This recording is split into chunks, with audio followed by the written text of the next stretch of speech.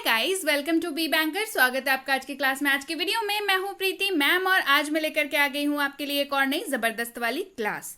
क्या होने वाली है आज की क्लास, चलिए जल्दी से जान लेते हैं। आज पढ़ने वाले हैं हम लोग रोज सबसे ज्यादा बोले जाने वाली सहायक क्रियाएं। जी हाँ, सहायक क्रिया पढ़ने वाले हैं, हेल्पिंग वर्ब्स पढ़ने वाले हैं। हेल्पिंग वर्ब्स क्या होते हैं सब कुछ बताऊंगी, ढेर सारे हेल्पिंग वर्ब्स भी बताऊंगी और साथ ही साथ उनके ऊपर बेस्ड जितने भी तरह के वाक्य होते हैं वो सारे बताने वाली हूं। तो वीडियो बहुत ज्यादा इंपॉर्टेंट होने वाली है, तो बने रहिएगा वीडियो के अंत तक। तो चलिए शुरू करते हैं आज की क्लास। उसके पहले अगर चैनल पर नए हैं तो जल्दी से कर लीजिए चैनल को सब्सक्राइब करते वक्त बेल आइकॉन दबाना बिल्कुल मत भूलिएगा, ताकि जब भी हमारी कोई नई क्लास आए सबसे पहले आपको पता लग जाए। आप सीधे सीधे हमसे जुड़ सकते हैं इस व्हाट्सएप नंबर के जरिए हमारी बुक्स, हमारी ई बुक्स, हमारी पेड कोर्सेज के बारे में जानने के लिए, साथ ही साथ ये वाली क्लास और इसके जैसी ढेरों क्लास डायरेक्टली अपने मोबाइल तक पाने के लिए आप कर सकते हैं हमें किसी भी सोशल मीडिया साइट्स पर फॉलो। तो चलिए शुरू करते हैं आज की क्लास। तो सबसे पहला जो है वो है इज। इज का मतलब क्या होता है? इज का मतलब होता है। इज का मतलब है। इस्तेमाल के लिए रूल जान लीजिए। इज जो है हमेशा ही, शी, इट और किसी भी नाम के साथ इस्तेमाल होता है। ठीक है, he is, she is, it is. और चलिए नाम ले लेते हैं हम लोग राहुल। तो राहुल इज। क्लियर है? ऐसे ही इसका इस्तेमाल होगा। तो चलिए इसके ऊपर बेस्ड वाक्य देख लेते हैं। सबसे पहला वाक्य, he is a business man. वह एक व्यापारी है। He is a business man. वह एक व्यापारी है। अगला वाक्य है जो हम लोग इंटेरोगेटिव पढ़ रहे हैं, यानी कि क्वेश्चन मार्क के साथ पढ़ रहे हैं। Is he a businessman? क्या वह व्यापारी है? Is he a businessman? क्या वह व्यापारी है? अगला, he is not a businessman. ये नेगेटिव वाक्य है। ठीक है, वह व्यापारी नहीं है। He is not a businessman. वह व्यापारी नहीं है। और अगला है, is he not a business man? क्या वह व्यापारी नहीं है? क्या वह व्यापारी नहीं है? Is he not a business man. Clear है? तो ये 4 टाइप के वाक्य हैं, सारे के सारे हेल्पिंग वर्ब्स के ऊपर बेस्ड ये चारों तरह के वाक्य हम लोग आज कवर करने वाले हैं। क्लियर है? चलिए बढ़ते हैं, अगला शब्द देखते हैं। एम का मतलब होता है हूं। एम का मतलब क्या होता है? एम का मतलब होता है हूं। और एम सिर्फ और सिर्फ आई के साथ ही यूज होगा। क्लियर है? चलिए एग्जाम्पल्स देखते हैं। I am a teacher. मैं एक शिक्षक हूं। I am a teacher. मैं एक शिक्षक हूं। Am I a teacher? क्या मैं एक शिक्षक हूं? जब आपको सवाल पूछना हो, एम आई अ टीचर? क्या मैं एक शिक्षक हूं? Am I a teacher? I am not a teacher.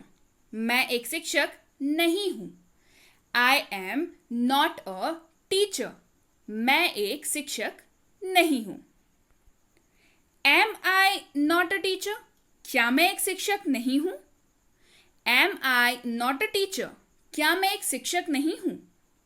M I not a teacher? Are, A R E, are मतलब होता है हैं। मतलब क्या होता है? हैं। इस्तेमाल का रूल जान लीजिए।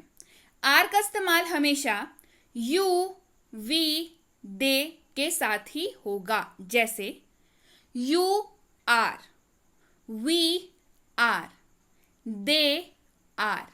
क्लियर है? चलिए अब वाक्य देखते हैं। We are doctors. हम लोग डॉक्टर्स हैं, हम लोग चिकित्सक हैं। ठीक है, we are doctors. Are we doctors? क्या हम लोग डॉक्टर्स हैं? क्या हम लोग चिकित्सक हैं? Are we doctors? We are not doctors.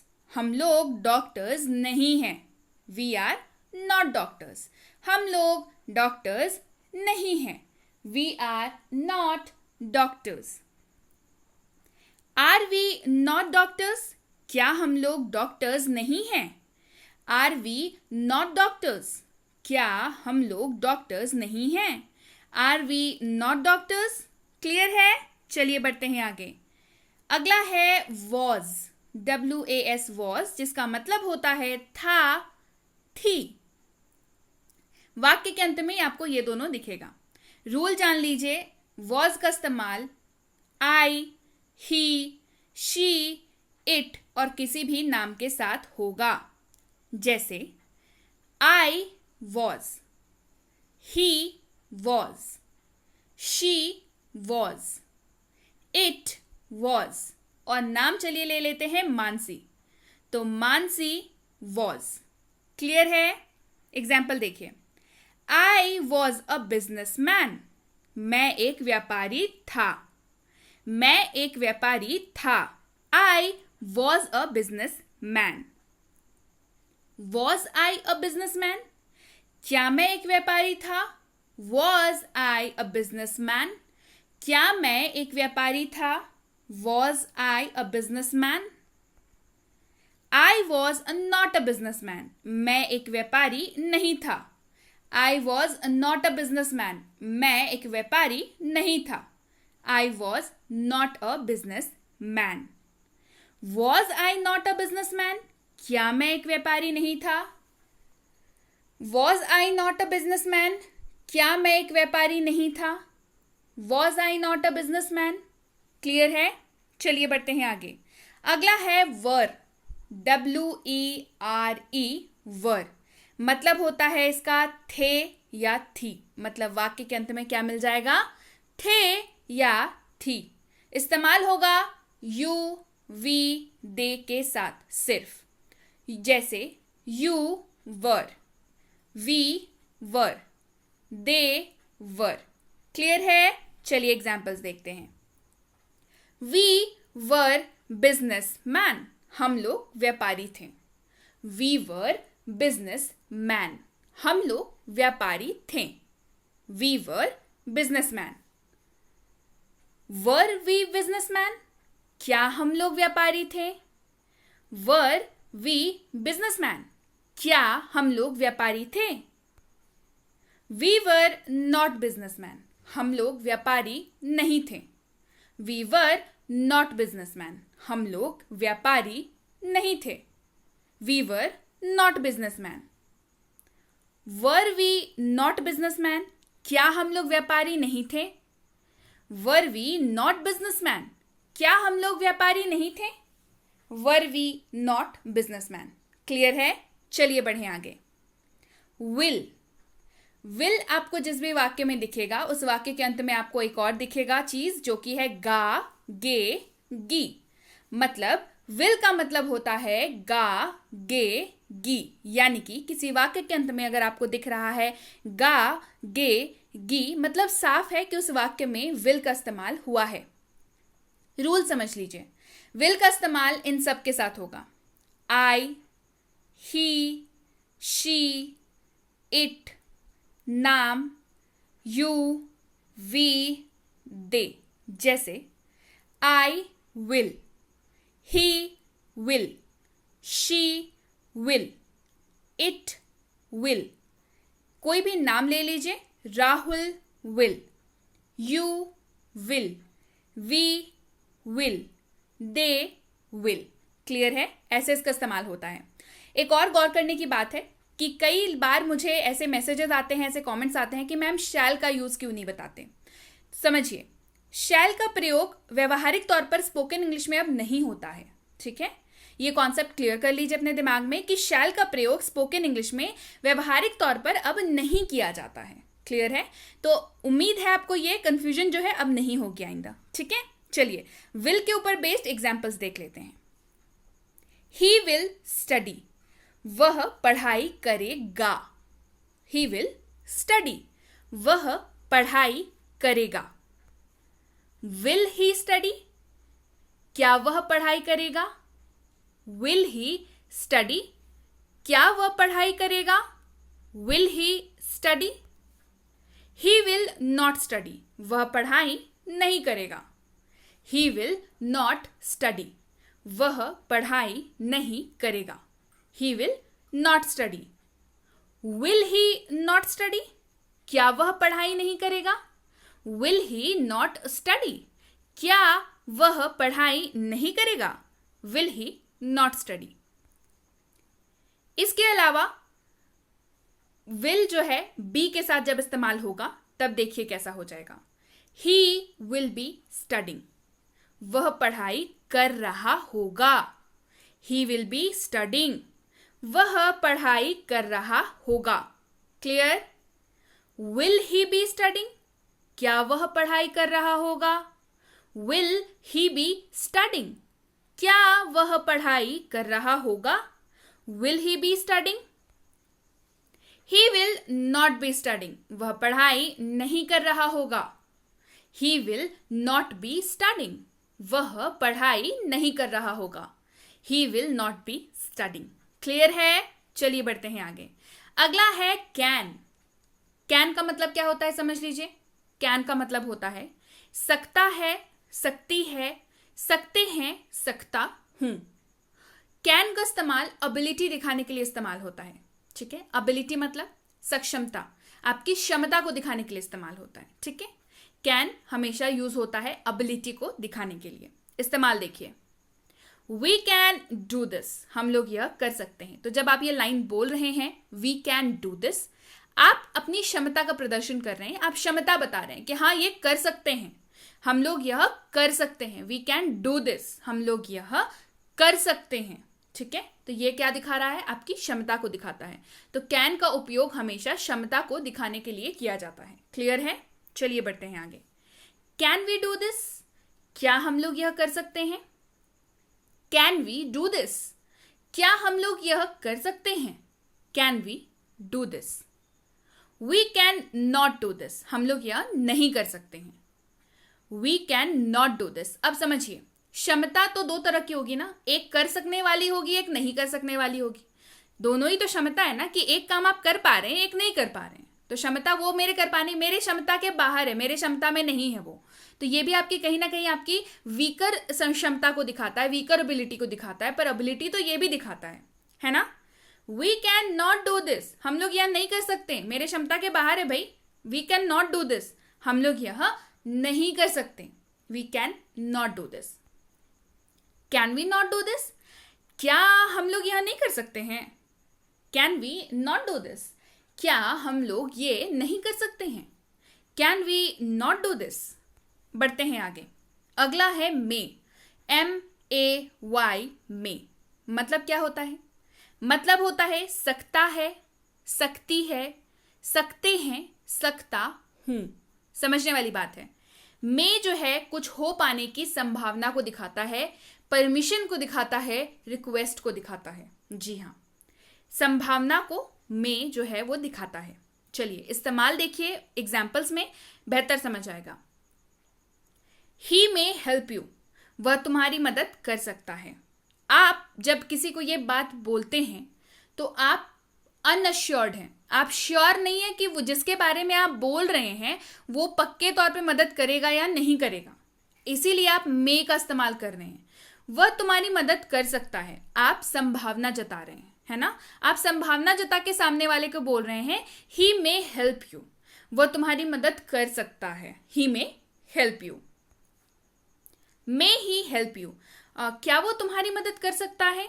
यहाँ पे भी आप संभावना जता रहे हैं, खुद ही में कैलकुलेट कर रहे हैं कि अच्छा क्या वो तुम्हारी मदद कर सकता है। मे ही हेल्प यू, क्या वो तुम्हारी मदद कर सकता है?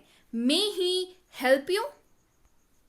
He may not help you, वो तुम्हारी मदद नहीं कर सकता। यहाँ पे भी आप संभावना ही जता रहे हैं, वो तुम्हारी मदद नहीं कर सकता। He may not help you, वो तुम्हारी मदद तुम नहीं कर सकता। He may not help you.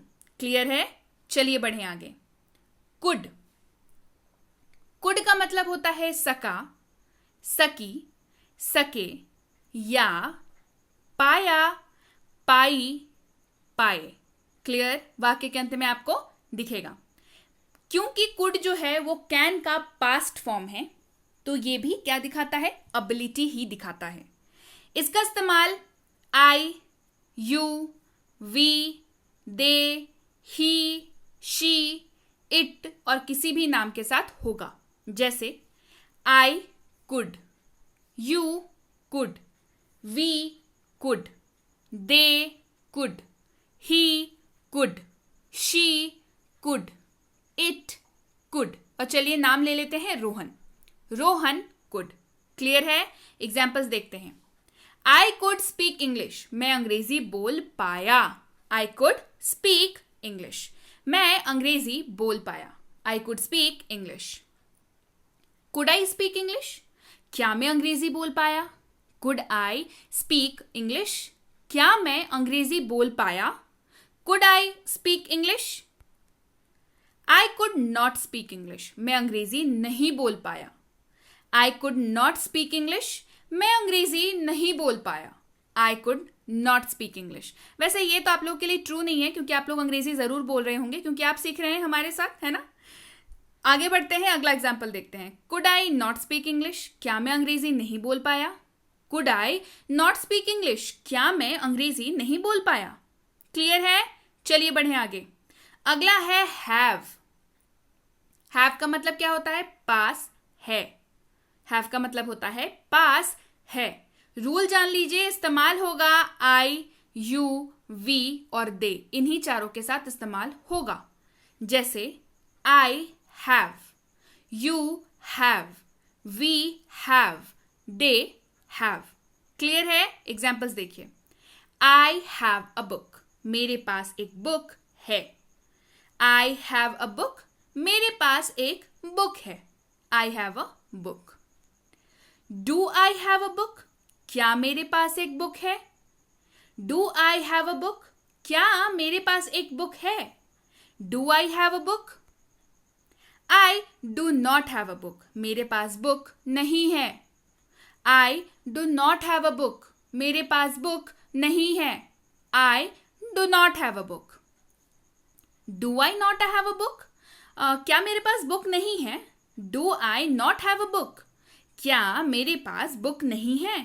Do I not have a book? इसके अलावा have का इस्तेमाल हेल्पिंग वर्ब के रूप में भी होता है। तो हेल्पिंग वर्ब के रूप में जब भी have का इस्तेमाल होगा तो भी वो I, you, we और they के साथ ही इस्तेमाल होगा। क्लियर है? चलिए इसका एग्जाम्पल्स देखते हैं। You have studied, आप पढ़ाई कर चुके हैं। You have studied, आप पढ़ाई कर चुके हैं। Have you studied, क्या आप पढ़ाई कर चुके हैं?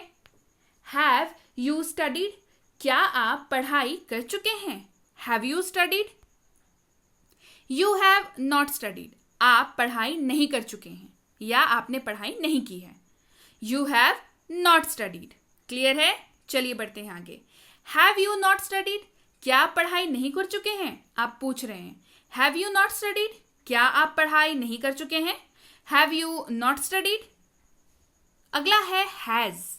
has का मतलब भी पास है ही होता है, लेकिन has का इस्तेमाल he, she, it और किसी भी नाम के साथ होगा। जैसे he has, she has, it has या कोई भी नाम ले लेते हैं। चलिए रिया has। क्लियर है? एग्जाम्पल्स देखते हैं। He has a car, उसके पास एक कार है। He has a car, उसके पास एक कार है। He has a car। Does he have a car, अब समझिए has का मतलब होता है पास है, लेकिन जब इस वाक्य में does लग गया तो इस वाक्य में has नहीं लगेगा। क्लियर? एकदम समझिए, ध्यान से दोबारा बता रही हूं।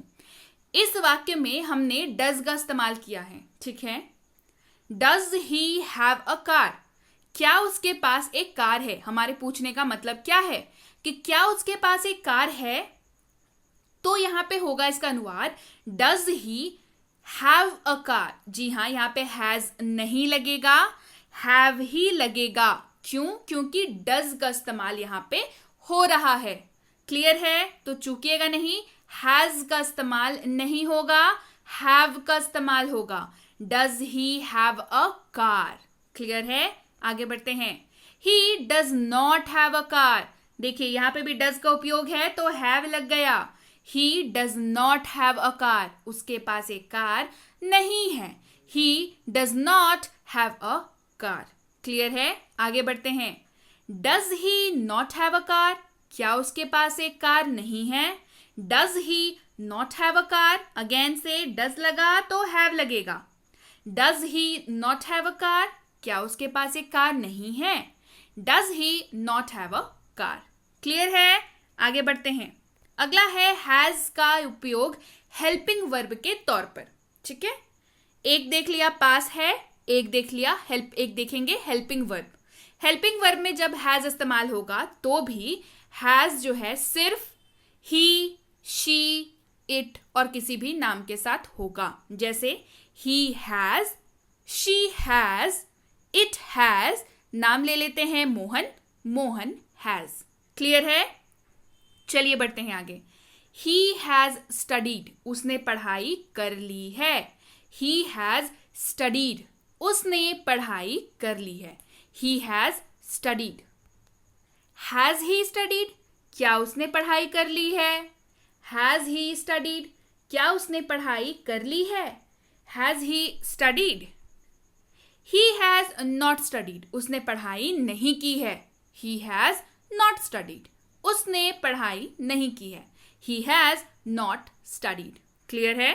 चलिए बढ़ते हैं आगे. Has he not studied? क्या उसने पढ़ाई नहीं की है? Has he not studied? क्या उसने पढ़ाई नहीं की है? Has he not studied. अगला है हैड, HAD, हैड. मतलब होता है पास था. मतलब क्या होता है? पास था. इस्तेमाल होगा सारे सब्जेक्ट्स के साथ, यानी कि I had, you had, we had, they had, he had, she had, it had और कोई भी नाम. चलिए मोहन ले लेते हैं, मोहन हैड. क्लियर है? इस्तेमाल देखिए. दे हैड अ कार, उनके पास एक कार था. दे हैड अ कार, उनके पास एक कार था. They had a car. Did they have a car? देखिए अगेन से हैड पढ़ रहे हैं, लेकिन क्योंकि यहाँ पे डिड का इस्तेमाल हुआ है तो हमने हैव का इस्तेमाल ही करना है. Did they have a car? क्या उनके पास एक कार था? Did they have a car? क्या उनके पास एक कार था? Did they have a car? They did not have a car, उनके पास एक कार नहीं था. They did not have a car, उनके पास कार नहीं था. अगेन से डिड का उपयोग यहाँ पे हुआ है तो हैव का उपयोग हो रहा है. They did not have a car, उनके पास कार नहीं था. They did not have a car. Did they not have a car? क्या उनके पास कार नहीं था? Did they not have a car? क्या उनके पास कार नहीं था? Did they not have a car? Did again से उपयोग हुआ है तो हैव का उपयोग हुआ है. क्लियर है? चलिए बढ़े आगे. अब हैड का इस्तेमाल देखेंगे हेल्पिंग वर्ब के रूप में. अगेन से रूल सेम रह जाएगा. I had, you had, we had, they had, he had, she had, it had और नाम ले लेते हैं Rohan, Rohan had. Clear? Examples देखिए. ही हैड स्टडीड, वह पढ़ाई कर चुका था. ही हैड स्टडीड, वह पढ़ाई कर चुका था. He had studied. Had he studied? क्या वह पढ़ाई कर चुका था? Had he studied? क्या वह पढ़ाई कर चुका था? Had he studied? Had he had not studied, उसने पढ़ाई नहीं की थी. ही हैड नॉट स्टडीड, उसने पढ़ाई नहीं की थी. He had not studied. Had he not studied? क्या उसने पढ़ाई नहीं की थी? Had he not studied? क्या उसने पढ़ाई नहीं की थी? Had he not studied. Clear है? चलिए बढ़ते हैं आगे. अगला है शुड. शुड का मतलब होता है साफ तौर पर चाहिए. शुड का मतलब चाहिए. इस्तेमाल होगा सबके साथ. I should, you should, we should, they should, he should, she should, it should और कोई भी नाम ले लेते हैं. राहुल, राहुल शुड. एग्जाम्पल्स देखिए. वी शुड डू दिस, हमें ऐसा करना चाहिए. वी शुड डू दिस, हमें ऐसा करना चाहिए. We should do this. Should we do this? क्या हमें ऐसा करना चाहिए? Should we do this? क्या हमें ऐसा करना चाहिए? Should we do this? We should not do this, हमें ऐसा नहीं करना चाहिए. We should not do this, हमें ऐसा नहीं करना चाहिए. We should not do this. Should we not do this, क्या हमें ऐसा नहीं करना चाहिए. Should we not do this, क्या हमें ऐसा नहीं करना चाहिए. Should we not do this. Clear है. चलिए बढ़ते हैं आगे. अगला है डू. डू का मतलब होता है करना. डू का मतलब क्या होता है, करना. इस्तेमाल होगा आई, यू, वी और दे के साथ. I do, you do, we do, they do. Clear. Examples देखते हैं. I do my homework. I do my work. Homework होगा तो गृह कार्य हो जाएगा, बट यहां पर है आई डू माई वर्क, मैं अपना काम करता हूं. आई डू माई वर्क, मैं अपना काम करता हूं. आई do my work. Do I do my work, क्या मैं अपना काम करता हूं. Do I do my work, क्या मैं अपना काम करता हूं. Do I do my work. I don't do my work, मैं अपना काम नहीं करता हूं. I don't do my work, मैं अपना काम नहीं करता हूं. I don't do my work. Don't I do my work, क्या मैं अपना काम नहीं करता हूं. हम लोग गुस्से में पूछते हैं ना, कोई काम जो करते हैं उसके बाद भी कोई अगर बोले अरे तुमने ये नहीं किया, तो हम लोग क्या पूछते हैं, क्या मैं अपना काम नहीं करता हूं. Don't I do my work, क्या मैं अपना काम नहीं करता हूं. Don't I do my work. Clear है. चलिए बढ़े आगे. अगला है डज. डज का मतलब भी होता है करना, लेकिन यहां ये इस्तेमाल होगा सिर्फ ही, शी, इट और किसी भी नाम के साथ.